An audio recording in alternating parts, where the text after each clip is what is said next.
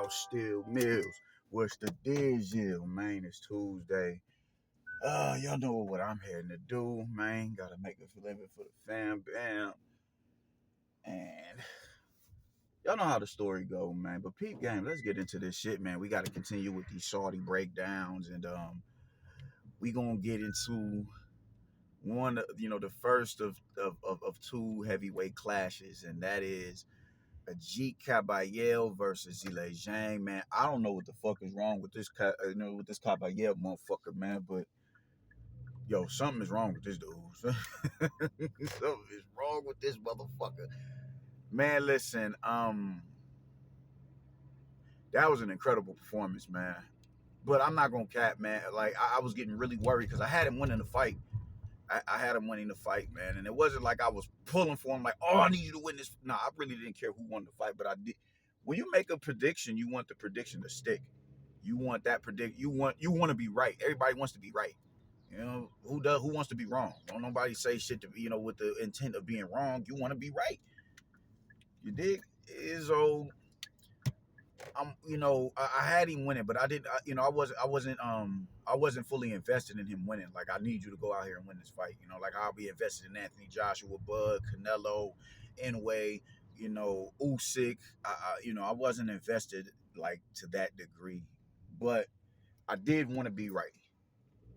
So the fight starts, and Zhang he's not necessarily imposing his will, but he's just, he's able to outland him because, Kabayel is kind of working at a distance.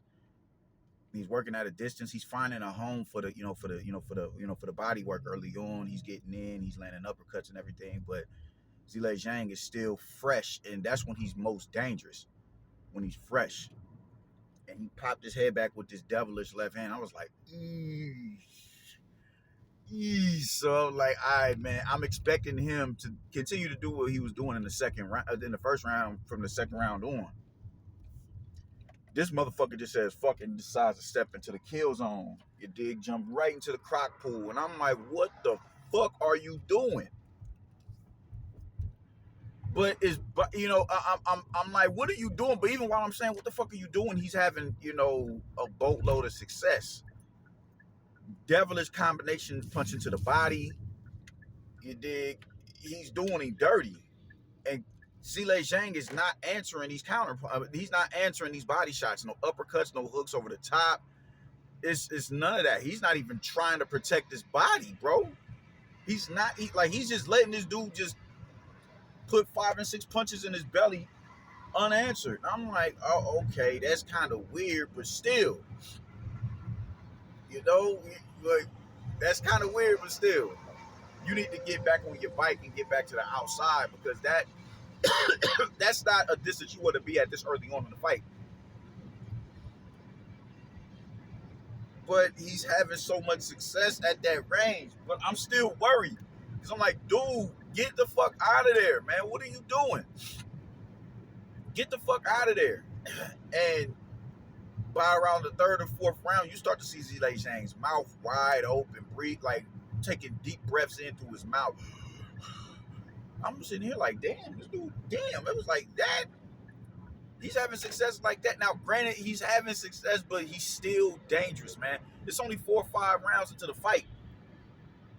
Why are you that deep in the pocket, my nigga? Get your ass back on the outside. He's too dangerous at that. He's too dangerous at that range this early, bro. Because my idea was, all right, cool. You step in, you get in, you get out. You get in, you get out. Kind of like how he was with, Makhmadov. He got in and he got out. He got in and he got out. He got in, he got out. He got in and he got out. And he forced, Makhmadov to kind of go on the hunt. And when he wanted to step into the pocket and force him on his back foot, that was at his, it was at his admission. You know what I'm saying? But the thing is, Makhmadov is not the counterpuncher that fucking Zhang is. So it was a lot easier for him to do that. And he spent more time in the pocket with Zhang than he did with Makhmadov. So I'm like, man, what are you doing, dude? Get out of there. Let you go in, work the body, and then get back out. Force him to use his legs. Force him to use his legs, man. Force him to turn and chase you around that ring. He's not gonna be able to cut the ring off. Not at this point in time. He's too tired. You done invested in the body well enough, man. Get on the outside and force him to go on the hunt. Force him to go on the hunt. And he didn't do that. And I'm like, yo, what the fuck are you doing? And I'm watching it with my wife. And my wife is like, what the fuck is wrong? I'm like, this dude is still dangerous, bro. It's too early for him to fight in the way, for him to be fighting the way that he's fighting. It's way too early for that. I want him to fight like this, but not right now. I'm thinking, man, give it at least, 7, 8 rounds, man. At least right then and there. Keep doing what you're doing, getting in, getting out. Keep doing that, man. Use your orthodox advantage you have. Southpaw and orthodox fighters have the same advantages. Lead hand, lead foot bumped against each other. You can win that battle of foot positioning, man. You can step to the outside of that man's jab and put a right hand down the pipe on that man and spin off of that. And he won't be able to reset because he doesn't have the feet to do that. He doesn't have the slowest feet, but he don't got the fastest feet neither. Not before you in front of somebody a little bit more small, a little smaller than you. So he's stepping into the kill box, and I'm like, bro, you got to get out of there, man. You cannot fight at this distance right now. This dude is still dangerous. And what the fuck happens in the 5th round? Down goes Kabayel. I'm like, yo, this is what the fuck I'm talking about. Get out of there. So now he's down what? Let me see. Kabayel 1, 2, 3, and 4. Zhang 1, 1, and 5. So now the fight is tied up, just like that, off of one knockdown. I'm like, man, come on, Brody. Get out of there. Stop fighting like that. Let him chase you around a little bit more. This dude is hard-headed. He's a stubborn motherfucker, man. And I just guess he was. I don't know if it was just. I don't know if he just felt like, yo, this dude is gonna break. He's gonna fold eventually. He picked up on it. I don't know what the fuck, but he just decided to go right back in the wheelhouse and go to work. I'm like, dog, what the fuck is wrong with this dude? And sure enough, Zhang, he should have hit that should have been two knockdowns. That should have been ruled as 2 knockdowns. That should have been ruled 2 knockdowns because the first time his gloves touched the canvas, he was like, you seen it, like, fuck, bro. Like, his gloves touched the canvas and he got up in the ref weight. He didn't call it. Like, but everybody's like, no, that's a knockdown. That's a knockdown. And then he eventually went and stepped on him in the 6th round, and he couldn't even get up. His nose was busted, and he was just breathing profusely through his mouth, man. I was sitting here like, no way this dude just did this shit to fucking Zhang, dog. No way he just did that. No fucking way he just did that. This dude is officially a problem. He's officially a problem. Zhang has been in there with Joe Joyce. Zhang has been in there with Hergovich. He's been in there with Joseph Parker. He's been in there with Deontay Wilder. He has been in with some really high-quality fighters, bro, and none of them have even put him down. Kabayel goes in there and launches 5-punch combinations to the body, just a relentless assault on the midsection, and it paid dividends. I don't know how accurate it is, but I did see something on Facebook or whatever, and they was talking about they had this dude on a breathing machine. After the fight, they had this dude on a breathing machine. A breathing machine. So I don't know if that what they were saying was real deal. When he was like, yo, I've never felt that close to death before in my life. That's what he was saying. I don't know how accurate it is. I heard it. I don't know if it's official or not, but for him to even say that, I'm like, yo, that is wow. That is wow. This dude is a problem, man. This dude is a problem. This dude is a problem. This dude is a problem, man. Big puncher, just a relentless assault on the body. I think this dude can beat anybody in the division, man. That's what's so dope about the heavyweight division, man. The only one who's seeming to really be that dude is Usyk. Usyk was the guy. Usyk is the guy. Usyk is the guy. And now that he's about to retire, it's like, all right, well, who gonna step up and take the reins, man? You know, man, this dude Kabayel is. I was really surprised for the fight to go the way that it did as early as it did. As early as it did, bro. There's no reason why he should have been able to jump in the croc pool like that, chum the water, jump into the shark tank, and get rid of this dude in 6 rounds. I just wasn't expecting him to do that early. That was, whew, man, oh man, yo, Caballero, whew. I think because he realizes that I'm a smaller dude in the and just think like this is what be blowing me, man. Like Usyk and Kabayel, they both listed at 6'3". That's real good height.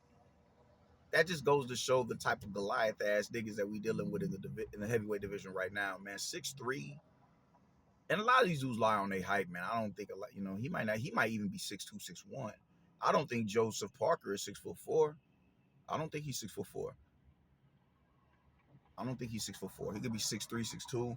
Even then, that's still damn good height. Jarrell Miller talking about he's 6'4". Nah, I think he like 6'2", which still is good height. I've been told Andy Ruiz ain't really 6'2". He like 5'11", 6 foot, which is still good height. It's good height.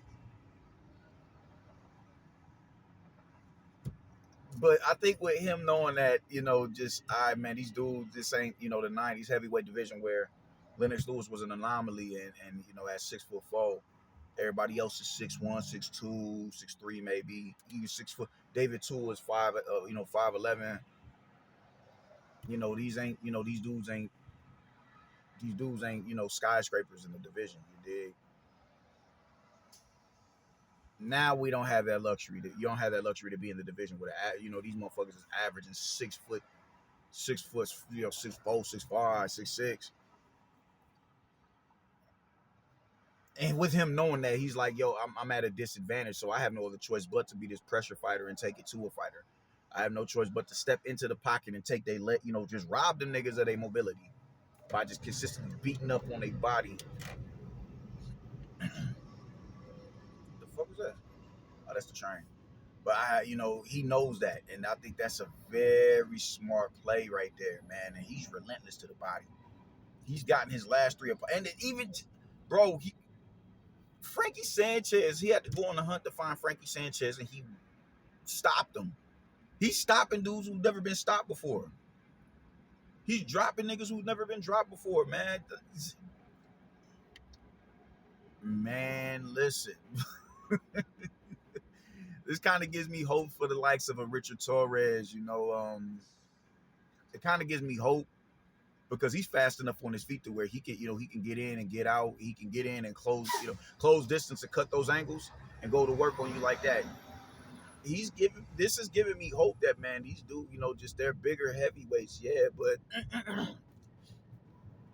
because they're so big, it's so much weight on them that they don't move around as gracefully. It's the smaller heavyweights and more compact heavyweights that are proving that they're outskilling these fighters, man. They're outskilling these bigger fighters. Where you be like, yo, I can't think of how somebody's gonna be able to step around this dude like that and find his way find the target around all this length. They're doing it. So shout out to G Kabayel, man. Damn, that was an incredible performance, man. That was an incredible performance. How you get dropped, get back up, and go right back into the kitchen and cook, man. That was some Virgil Ortiz shit. And hopefully we see more of this from these heavyweights where it's like, we're getting back to skill. Just because we're big, that doesn't mean we're void of skill. We can use our feet. We can use our legs and get out of, get in and get out. We can cut angles, man. Tyson like. You know what I'm saying? Like that's the type of shit that's what I like to see. If you're gonna stand in the phone booth and bang out Evander Holyfield style, you know what I'm saying? You're real good in the clinch. Michael Moore, you're real good in the clinch, real good at pressure fighting. I like that shit. I honestly do, man, because it's not just, all right, cool, I'm about to just steal the shit out of you and get rid of you. No, I'm gonna catch the shot and I'm gonna send the shot back. I'm gonna slip it protect myself in the pocket, and give a real entertaining, real good, really a really entertaining, performance or whatever, man. I like that shit. I like when heavyweights show an array of skill. And Kabayel is showing that this dude is a problem. This dude is a problem because he's already been in with the pressure fighter. Maybe not the pressure fighter. He's been in with. I don't want to call Zhang a pressure. Zhang isn't a pressure fighter, but he's been in with the he's been in with the bullies. He's been in with the dudes who are the dudes that you don't want to get hit by. He's been in with those dudes. He's been in with the big punchers, man. He hasn't been in with. When I think of pressure fighter, I'm thinking someone like who's a pressure fighter at heavyweight. Why am I not? Why is it slipping me right now, man? I can't. What pressure fighters do we have at heavyweight? Like a Derek Chisora or something like that. Dillian White. Pressure fighters, motherfuckers that's coming to really do damage to you. Somebody that's really like, I'm not trying to go in here and I'm not trying to be Ali in here. I'm just trying to come in here and outline you in chalk and go the fuck home. Get rid of you before you get rid of me. He hasn't been in with a pressure fighter like that yet. But the dude he's been in front of almost every style, man. There's Frankie Sanchez being the slick out. Oh, Daniel Dubois. Oh, yeah. Give us Daniel Dubois versus a G Kabayel. How did I forget about Daniel? Yeah, you give us someone like that. I don't know do we want to see Joe Joyce in there with Kabayel right now? I'm not so sure, man. But he's been in with almost every style you can think of, bro. And man, he's not gonna get to Usyk. I would like to see how he would do in front of somebody with that elite skill set, but him doing what he did to Frankie Sanchez is good enough for me. It's good enough for me. That's all the convincing I need of what type of fighter that this dude is, man. This dude is a problem. Man, oh man, oh man, man. Shout out to G Kabayel. I don't know what's next for him, but I'm looking forward to his next fight. And Zhang, this ain't it for you neither. Why? I didn't just. Despite Zhang being 41 years old, nobody else has done that to him before. Nobody else has put them type of punches on him because nobody has dared step into the kill zone and stay there, plant their feet and force him back. Nobody has dared do that. Nobody has dared to do that yet. So I don't think he should be. I don't think he should. I don't think he should be castigated and put and set to the side because of this performance. And he still got a knockdown. Got stopped early, but he still got a knockdown. So I would love to see what Zhang is, could do next. Personally, man, there's still big fights out there for him. Man. He doesn't need to retire yet. Get a few more bags. Get a few more Saudi bags, and then potentially retire, man. I don't think you need to be fighting until your mid 40s and all that, bro. Especially after what the fuck you just went through, bro. Just a breathing machine, because you talking about you was that close to the death. Man. Let's just go on ahead and get a few more bags, get you another $2 million under your belt, hopefully 3 or 4, and just ride off into the sunset. Because now, there will be people who's gonna be, oh man, he did it, I'm gonna do it. Now everybody, like I said, everybody isn't durable enough to make it out of, to get up off the canvas in front of a Zhang, man, because he's been in there with big dudes who are just prolific, who have prolific power. I think because of that, he wasn't scared to step into the, into the gun range. So everybody ain't gonna be able to do that. Talk about, Kabayel. Everybody ain't gonna be able to do what Kabayel did, man. Everybody's not gonna be able to do that. So I would, there's still big fights out there for Big Bang Dangalang, Zhang. You know what I'm saying? Shout out to the Saudi card, man. It's a motherfucking Roman Coliseum in that motherfucker, man. Spartacus and that shit, man. That's what I'm talking about. The theater of that is the personification of boxing being the theater of the unexpected, them Saudi cards, because you just don't have a clue, my nigga. You don't know. You don't know what's gonna happen. They go in there, you just don't know, man. You just don't know. And that's the beauty of that shit. You getting battle tested. You getting you know your O is gonna be put on the line, and you're not gonna be in no soft fight. You're not gonna be in no soft fight. These dudes is gonna come in there. He's gonna match you up with somebody who can beat you, who has the potential to beat you.